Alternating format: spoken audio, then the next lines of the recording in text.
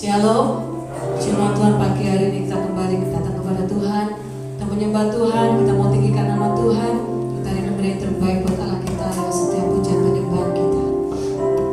Haleluya Yesus Tuhan. Terima kasih Tuhan. Haleluya. Haleluya. Terima kasih Tuhan.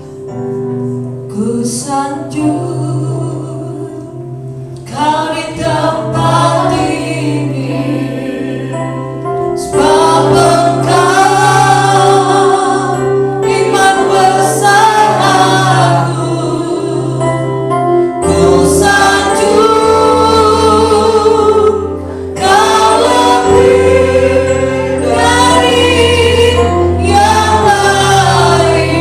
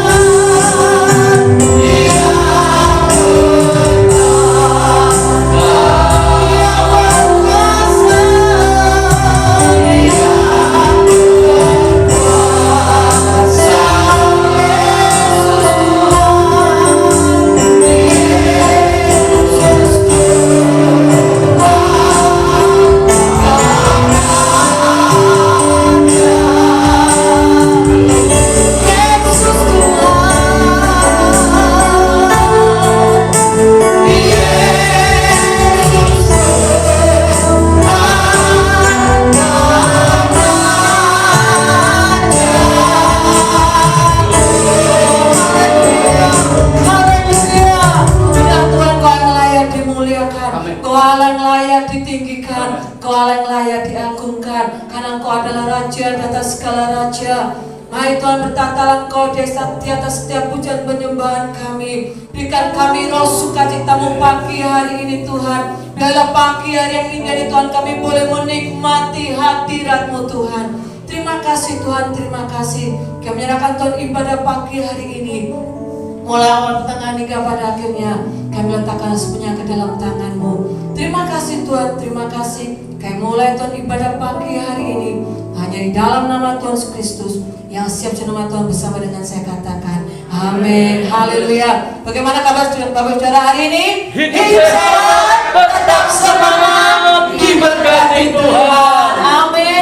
Kita bertemu pagi hari ini dalam kasih-Nya Tuhan. Amin. Mari kita bersuka cita pagi hari ini. Haleluya. Kita bersama lagi.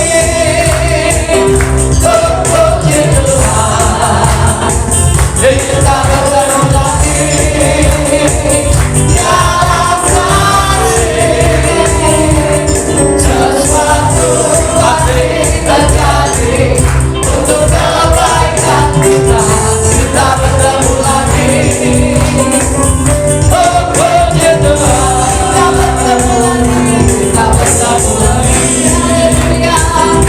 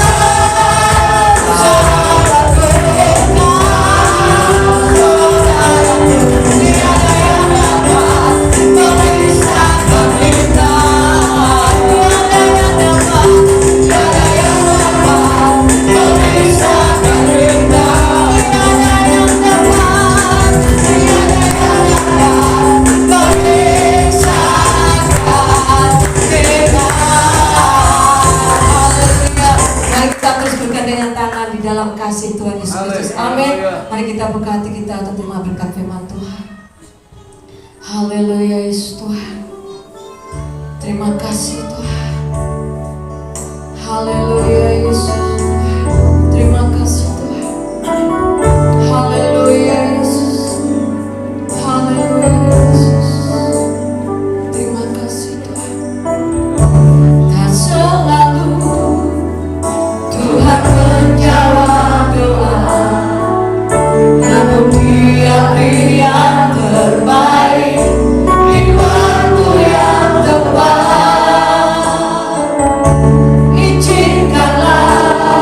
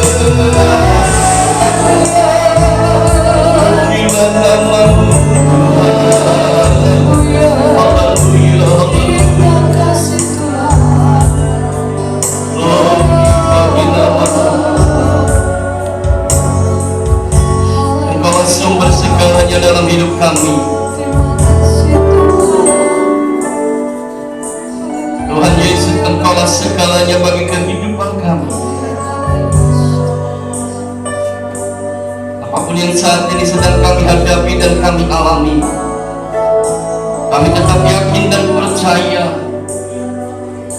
bahwa waktu-Mu selalu yang terbaik bagi hidup kami. Engkau akan menyatakan mujizat dan pertolongan-Mu tepat pada waktunya. Kami pegang janji firman-Mu bahwa Engkau memberikan lebih dari apa yang kami harapkan, dan itu akan kami alami dalam sepanjang kehidupan kami, ya Tuhan. Sebentar Tuhan, kami hendak dengarkan firman-Mu. Mari Tuhan berbicara Engkau atas kami.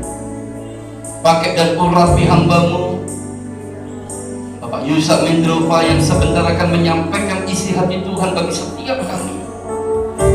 Hikmat yang dari surga menyertai hamba-Mu, pengurapan dari Allah turun atas hamba-Mu, sehingga setiap kata demi kata firman Allah yang diucapkan, kebenaran firman-Mu itulah Tuhan yang memerdekakan setiap kami. Kami yang lemah dikuatkan, kami yang susah dihiburkan, kami yang mengalami jalan buntu diberikan jalan keluar oleh Tuhan, bahkan kami yang sakit terima kesembuhan, karena kuasa Tuhan bekerja di tengah-tengah ibadah kami. Kami menyerahkan Tuhan pemberitaan firman-Mu dari awal hingga akhirnya. Biarlah Tuhan sendiri yang berbicara atas setiap kami. Di dalam nama Tuhan kami Yesus Kristus, hati kami siap untuk menerima firman. Haleluya. Amin. Baik Bapak Ibu, Shalom. Shalom. Nama saya Yusak Mendrova. Saya berkeluarga, istri 1, anak 2, cucu 1. Terima kasih Pak Andreas hari ini berkesempatan beribadah bersama. Saya tinggal di tepatnya di daerah Sidoarjo. Ya, jadi senang sekali hari ini ibadah bersama, kita berkumpul, kita berjumpa. Mari kita baca Alkitab kita bersama. Barangkali saya tidak menyampaikan firman Tuhan ini seperti yang biasa, mungkin Bapak Ibu dengar, Bapak Ibu terima. Mari kita baca Lukas 19 ayat 41. Lukas 19 ayat 41.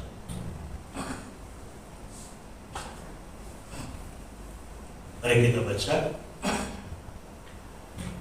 Ada di monitor juga. Kita mulai 2, 3. Dan ketika Yesus telah dekat dan melihat kota itu, ia menangisinya. Sekali 2, 3. Dan ketika Yesus telah dekat dan melihat kota itu, ia menangisinya. Ia menangisi. Bapak Ibu sekalian, ketika kita membaca ayat ini, kalau dipakai pesan Tuhan dari ayat ini adalah Yesus menangis. Mari kita ucapkan dulu 2, 3. Yesus menangis. Tidak banyak cerita di Alkitab yang memberitahu Yesus menangis. Kalau saya cari datanya, salah satunya adalah ketika Lazarus meninggal, dia menangis. Yang kedua adalah yang kita baca hari ini. Tapi yang menjadi bahan renungan adalah apa sih yang membuat Yesus itu menangis? Itu yang perlu kita tahu. Mari kita baca Alkitab lebih dahulu, Matius 15 ayat 22-23 bagian A. Matius 15 ayat 22-23 bagian A. Mari kita baca bersama. 2, 3. Maka datanglah seorang perempuan Kanaan dari daerah itu dan berseru, "Kasihanilah aku, ya Tuhan, anak Daud, karena anakku perempuan kerasukan setan dan sangat menderita." Ingat ya, dan apa? Dan sangat apa? Menderita. Ingat ya, dan sangat Menderita. Lanjut lagi, 2, 3. Tetapi Yesus sama sekali tidak Ulang menjawabnya. lagi sekali, 2, 3. Tetapi Yesus sama sekali tidak menjawabnya. sampai di sini. Bapak Ibu kita renungkan dulu, apa sih yang membuat Yesus itu menangis? Lazarus dikasihinya mati, dia menangis.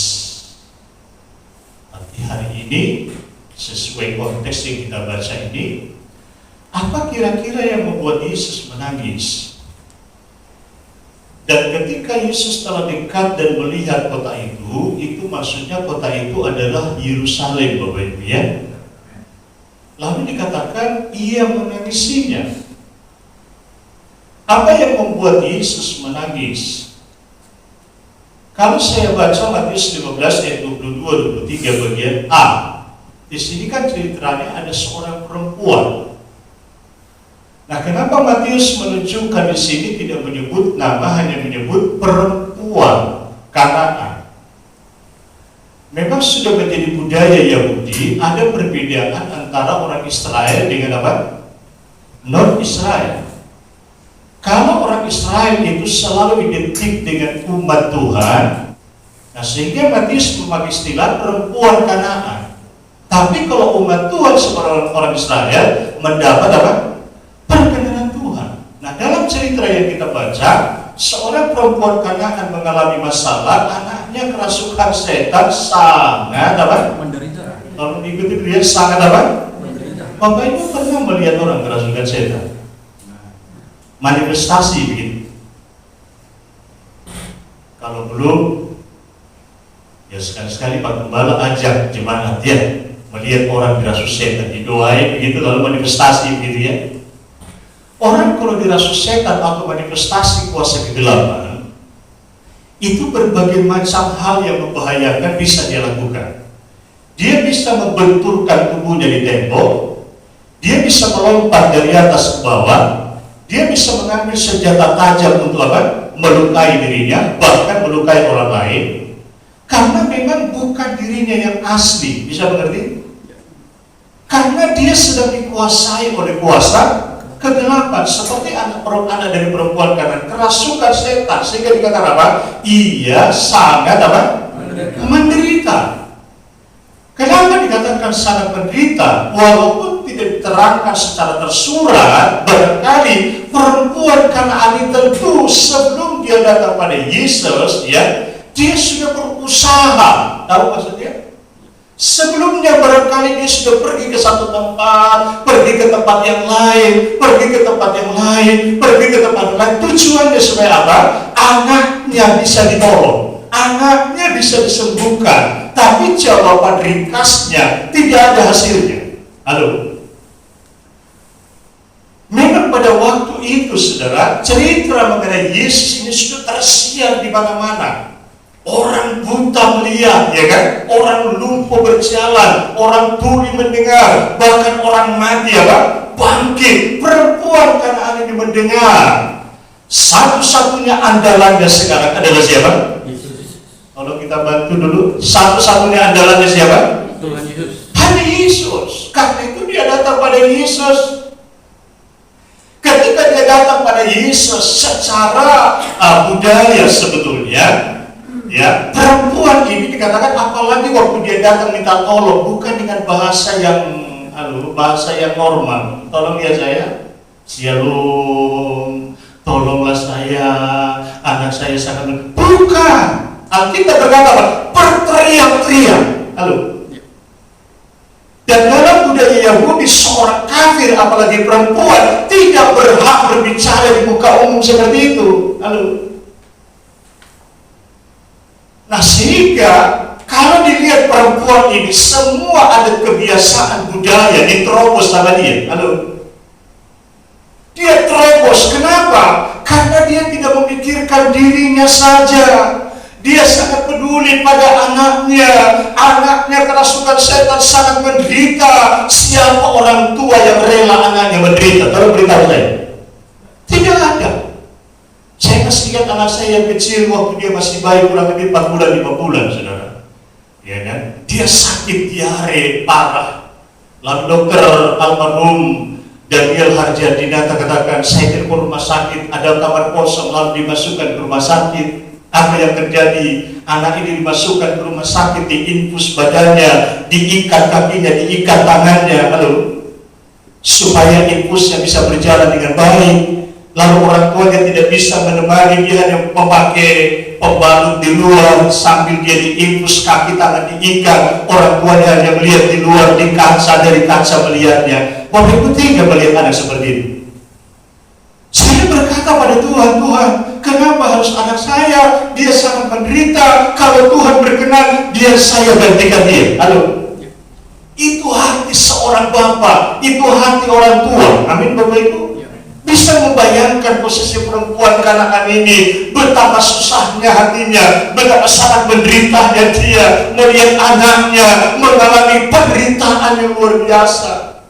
Sekarang dia datang menghadap Yesus adalah demi anaknya. Tuhan, kasihanilah aku. Artinya apa? Tolonglah saya, sembuhkanlah anak saya. Tolong lihat pembacaan selanjutnya. Ya, 23. Apa dikatakan di situ? Tolong bantu saya membaca bersama-sama. 23. Tetapi Yesus sama sekali tidak menjawabnya. Bapak Ibu bisa mengerti itu? Anda datang pada seseorang sedang kesusahan yang berat. Anda tahu orang itu mampu untuk menolong. Lalu saya datang pada dia berkata, Pak Bu, kalau berkenan tolonglah saya. Saya sedang apa? Kesusahan yang amat sangat.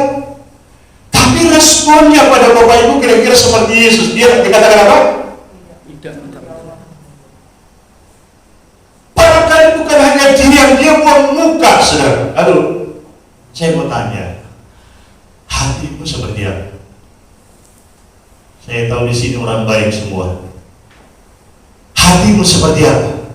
Puji Tuhan, haleluya, begitu. Kita masih manusia, betul tidak Bapak Ibu? Masih darah daging, masih bisa tersinggung apa enggak? Masih bisa terluka apa enggak? Masih bisa kecewa apa enggak? Perempuan itu sama dengan kita. Yesus sama sekali tidak menjawabnya.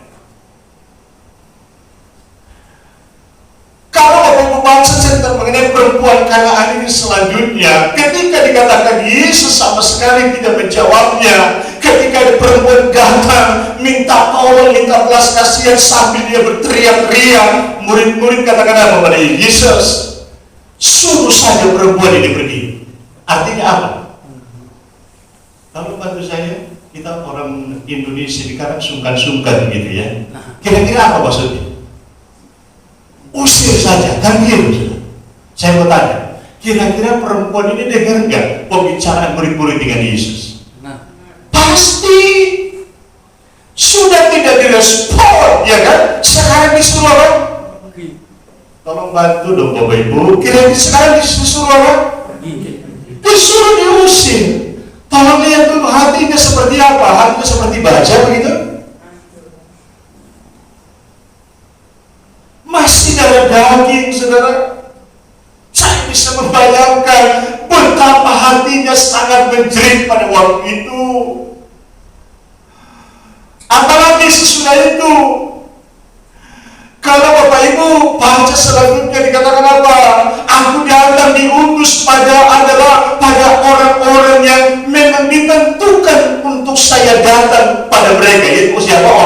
Orang Israel. Kalau diambil kesimpulannya apa? Kamu tidak masuk bagian untuk apa? Kunjungan saya, kan begitu? Kamu tidak termasuk hitungan untuk saya tolong. Bisa membayangkan itu? Saya bisa membayangkan hatinya itu seperti apa. Semua diaduk perasaannya, saudara. Lalu yang terakhir Yesus katakan apa pada perempuan ini? Tidak patut mengambil roti yang seharusnya untuk anak-anak dan melemparkannya kepada apa? Anjing. Lalu kepada apa? Anjing. Bapak Ibu tahu derajat perempuan ini seolah disamakan dengan apa? Anjing. Bapak Ibu, saya beritahu pada saudara, apa sih yang membuat Yesus menangis? Yang pertama, ketika kita salah memahami Tuhan. Ulang lagi, ketika kita apa? Salah memahami Tuhan. Bapak Ibu sekalian, kalau dicari sejarah mengenai Matius 15 ini, penduduk Yerusalem, orang Israel menyambut Yesus dengan mengeluh-elukan Dia sebagai Mesias, Dia sebagai Raja. Bapak Ibu menganggapnya sebagai tokoh yang sangat berpengaruh yang akan membebaskan orang Israel dari perbudakan Romawi pada waktu itu. Tapi faktanya apa? Malah Yesus yang mereka agung-agungkan mati dibunuh oleh tentara siapa? Romawi. Apa yang secara tidak langsung ditunjukkan oleh orang Israel, orang Yahudi pada waktu itu? Kekecewaan yang berat. Halo. Mereka salah memahami Tuhan. Mereka membayangkan Tuhan membebaskan dari mana? Perbudakan. Tuhan membebaskan dari penderitaan. Tuhan membebaskan dari segala kesusahan. Tapi ternyata Yesus yang mereka agungkan apa? Malah mati. Kesimpulan kalau kita ambil dari sudut pandang mereka, ternyata Yesus yang saya agung-agungkan tidak sehebat yang saya anggap selama ini. Bisa mengerti Bapak Ibu? Salah memahami Tuhan. Bapak Ibu, saya tidak tahu pengalaman Bapak Ibu menjalani hidup sebagai orang percaya. Kadang-kala mungkin engkau berdoa, ya kan? Ada permohonan kita, betul begitu Bapak Ibu? Ya. Ini tangan saya ini putih-putih. Saya tidak seperti di waktu kecil. Sampai umur saya mungkin sekitar 50 berapa tahun, mulai muncul bercak putih ini. Saya pergi ke dokter, saya berobat ke dokter, saya dikasih obat, saya ikuti terapinya, begitu ya. Dan obat yang pernah saya pakai itu hanya berapa mililiter berupa salep, ya, hanya berapa mililiter. Bukan mililiter, miligram, sorry, miligram. Itu harganya hampir 200.000 sudah. Itu saya pakai bertahun-tahun dengan harapan apa? Kulit saya pulih. Tapi ketika saya tanya dokter berkata pigmen itu mulai melemah. Ya sudah. Apakah kira-kira ada solusi dok? Hanya memperlambat, bisa berarti? Apakah saya nggak berdoa? Apakah saya nggak minta Tuhan pulihkanlah kulit saya gitu? Tapi pada akhirnya saya sampai pada kesimpulan Tuhan tetap baik. Boleh tepuk tangan buat Tuhan. Saya seringkali berkata pada saya, biarpun tubuh saya seperti ini, saya dilukis sama Tuhan gitu loh. Saya bersyukur pada Tuhan. Tapi kalau saya salah memahami apa? Maksud Tuhan, saya bisa ngomel, saya bisa bersungut-sungut, saya bisa marah. Halo, doa saya semua di sini menjadi orang Kristen yang baik sekali. Katakan amin. Amin.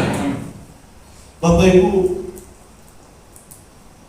saya juga kadang mendoakan orang tidak punya anak bertahun-tahun. Ada yang dikabulkan Tuhan, ya kan? Dapat sudah 2, saya katakan tambah lagi, oh cukup 2 Pak.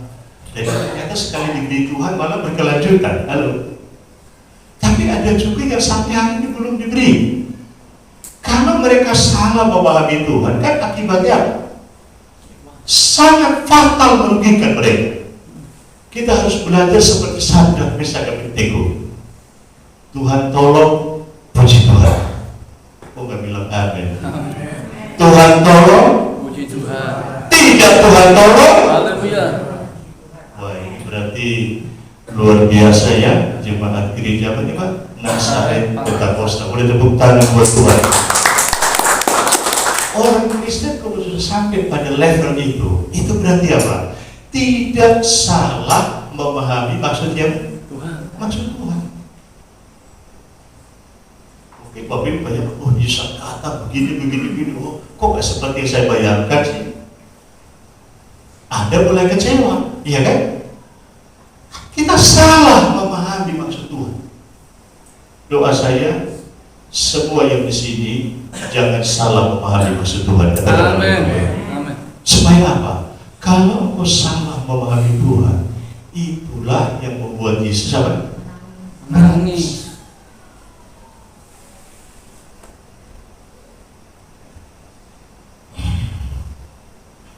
Yang kedua, Matius 22 ayat 37. Ini pasti 23 Pak. Matius 23 ayat 37. Mari kita baca. Matius 23 ayat 37. Matius 23 ayat 37. Mari kita baca Bapak Ibu 23. Yerusalem, Yerusalem, engkau yang membunuh nabi-nabi dan melempari dengan batu orang-orang yang diutus kepadamu. Berkali-kali aku rindu mengumpulkan sama anak seperti induk ayam ayam mengumpulkan mengumpulkan anaknya anaknya di di bawah bawah sayapnya. sayapnya. Yang keras berikan. Tetapi kamu ulang lagi. tidak, Tetapi apa? kamu tidak mau, Kamu garis bawah itu. Kamu tidak mau. tidak mau. Apa yang membuat Yesus menangis berdasarkan konteks ini? Tetap ini mengenai orang Israel ya di Yerusalem pada waktu itu. Bapak Ibu, ketika kita menolak untuk bertobat, ulang lagi, ketika kita menolak untuk bertobat. bertobat,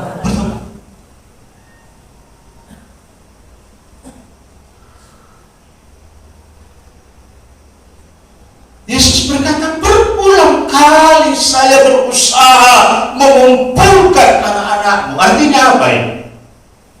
Penduduk Yerusalem menolak untuk bertobat, sekalipun Yesus berulang kali berusaha menyadarkan mereka. Itu maksudnya. Dengan berbagai cara. Pemberitaan firman sudah, apalagi melakukan mujizat sudah, orang sakit sembuh, orang mati bangkit, 5 roti 2 ikan, ya kan? Bisa makan berapa? 5.000 sisa 12 bakul sudah dilakukan. Tapi dikatakan apa? Mereka tidak mau bertobat. Bapak Ibu sekalian, Tuhan memberi kita cukup air mata. Mari kita ucapkan dulu 2, 3. Tuhan memberi kita cukup air mata. Betul begitu? Orang kalau tidak bisa mengeluarkan air mata itu berarti sakit. Ya.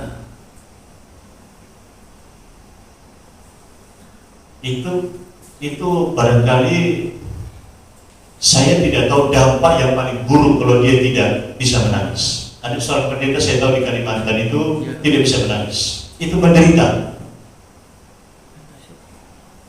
Jadi jangan Bapak Ibu bayangkan, wah kita orang Kristen hanya senang-senang saja, haleluya, puji Tuhan, tertawa, haleluya, puji Tuhan, tertawa. Enggak. Tuhan memberi kita cukup air mata itu buat apa? Halo, ini kelihatan di sini mau tertawa tahu semua.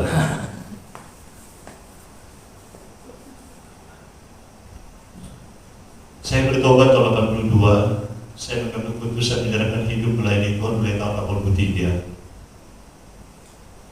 Saya coba belajar memahami, iya ya Tuhan, hidup itu memang kadang tertawa, kadang Menangis.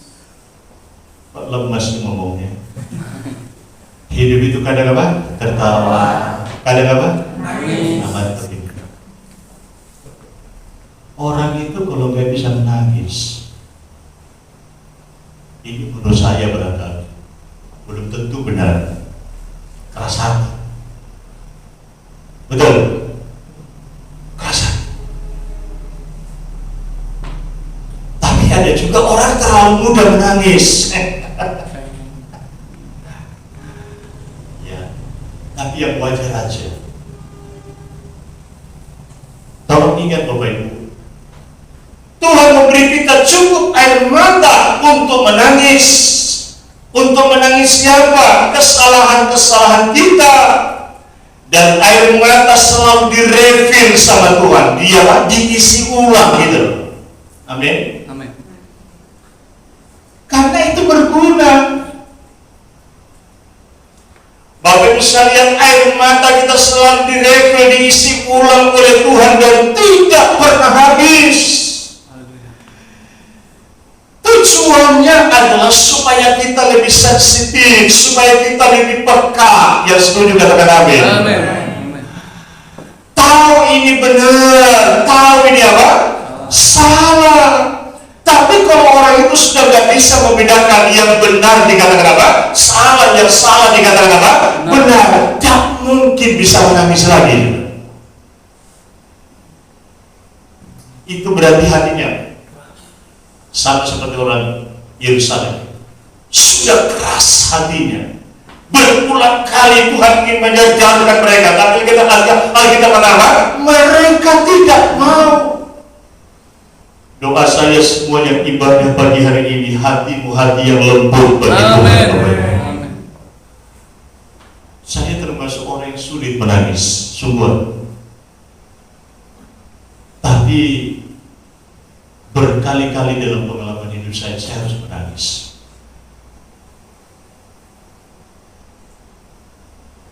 Banyak hal yang bisa membuat saya menangis. Saya ingat istri saya dulu pernah dia sakit, tidak sadarkan diri. Saya bangun dia dengan upaya yang maksimal, tidak bisa. Karena saya tidak bisa nyupir sambil bawa dia ke rumah sakit, saya panggil teman saya. Saya bawa ke mitra keluarga Surabaya Barat.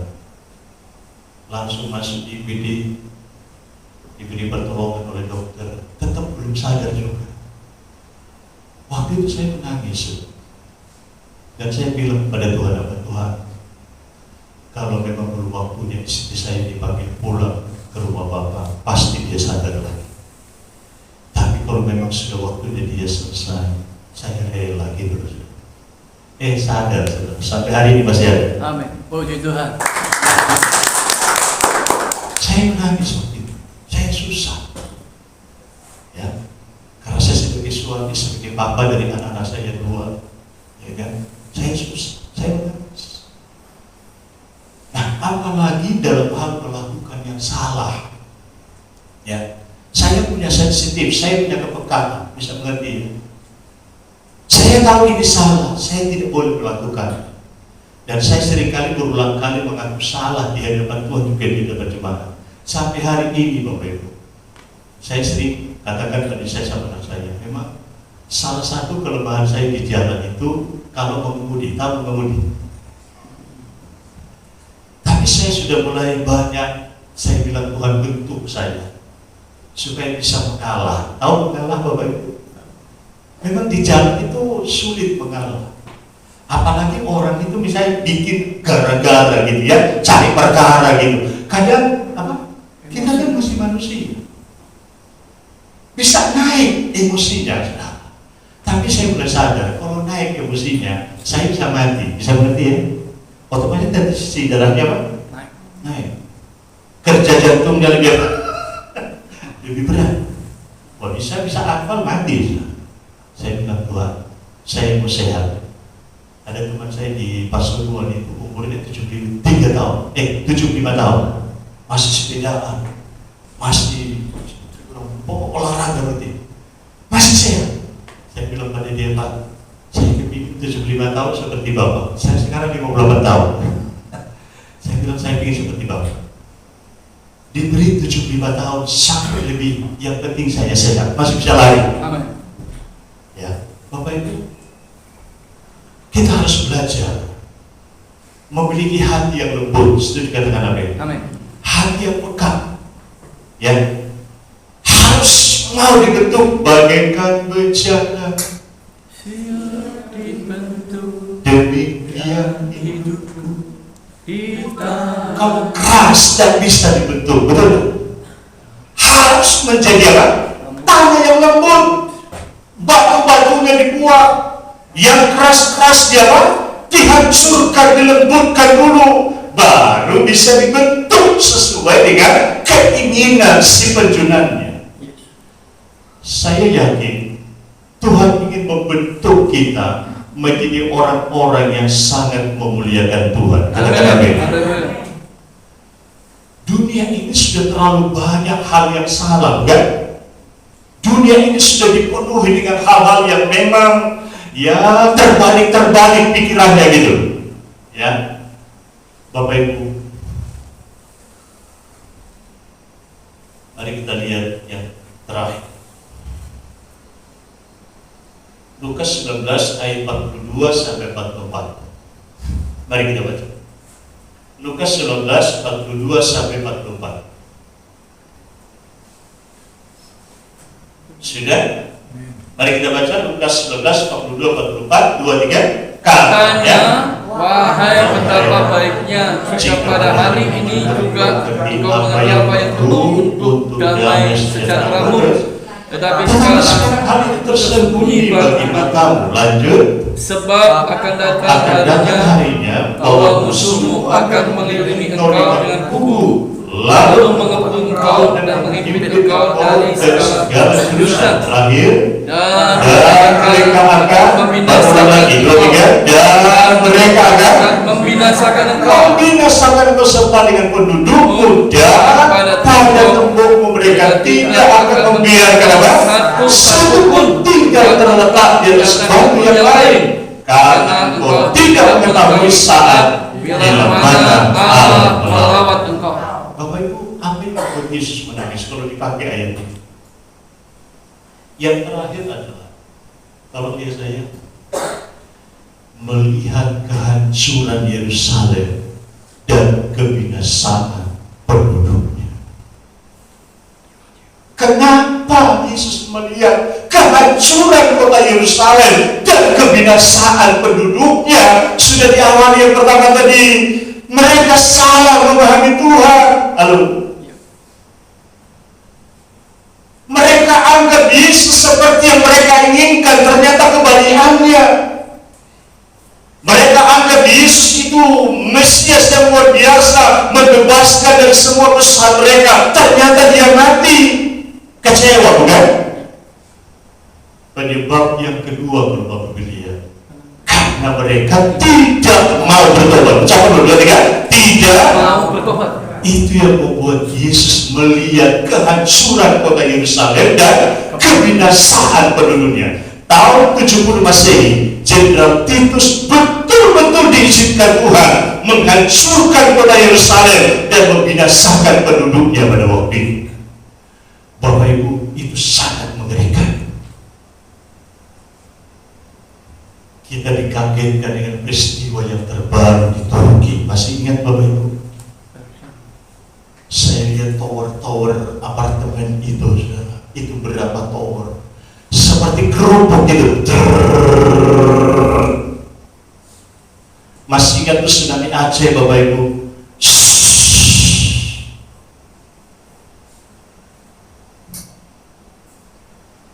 Bapak Ibu, kita doakan Turki, amin.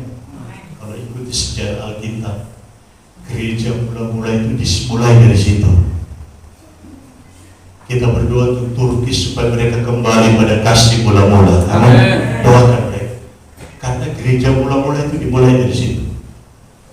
Tapi lihat sekarang mereka, gereja dirubah menjadi macam-macam. Ya, Bapak Ibu,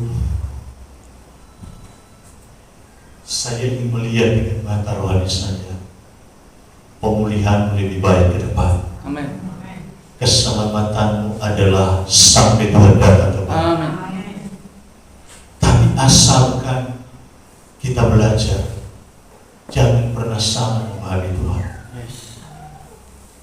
Walaupun engkau belum ditolong, walaupun engkau belum disembuhkan, walaupun doamu belum dijawab, ya kan? Tetaplah jangan salah memahami Tuhan. Tetap katakan Tuhan baik. Tuhan baik.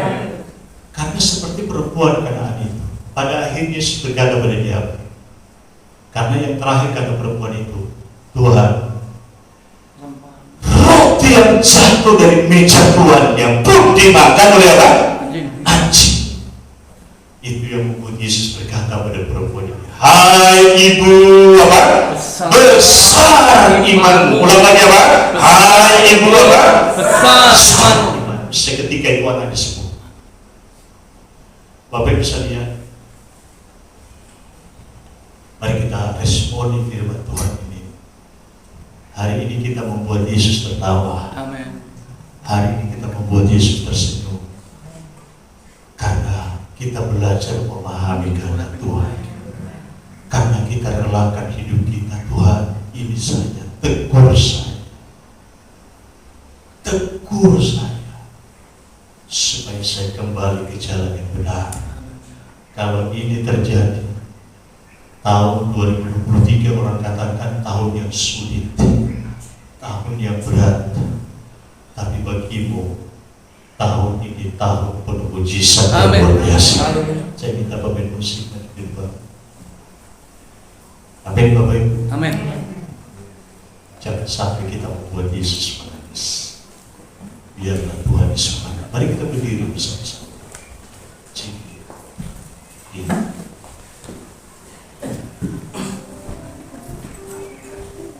Terima kasih Tuhan. Terima kasih Tuhan Yesus. Mari kita buka tangan kita.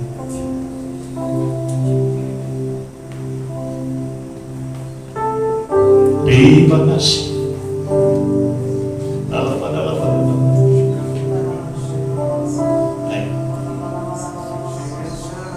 Oh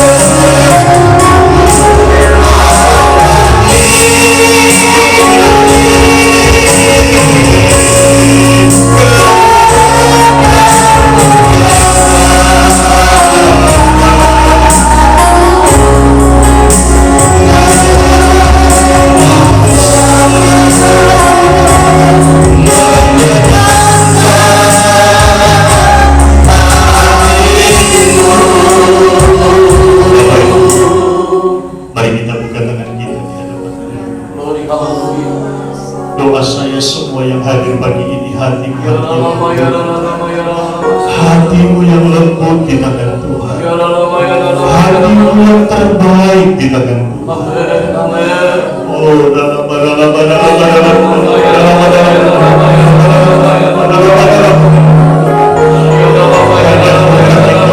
hati yang lembut yang bisa mengikuti kehendak Tuhan. Memiliki hati yang lembut yang mengikuti kehendak Tuhan.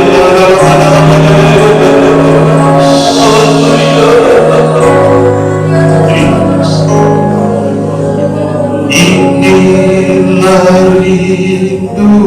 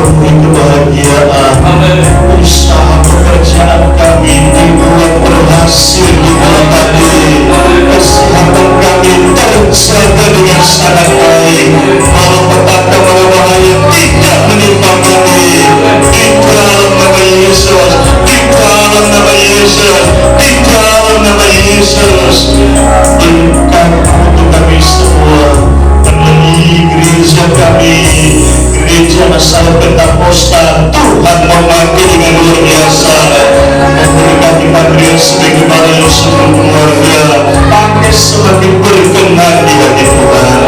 Inilah doa permohonan kami, yang kami tahu setiap doa kami dikabulkan oleh Tuhan.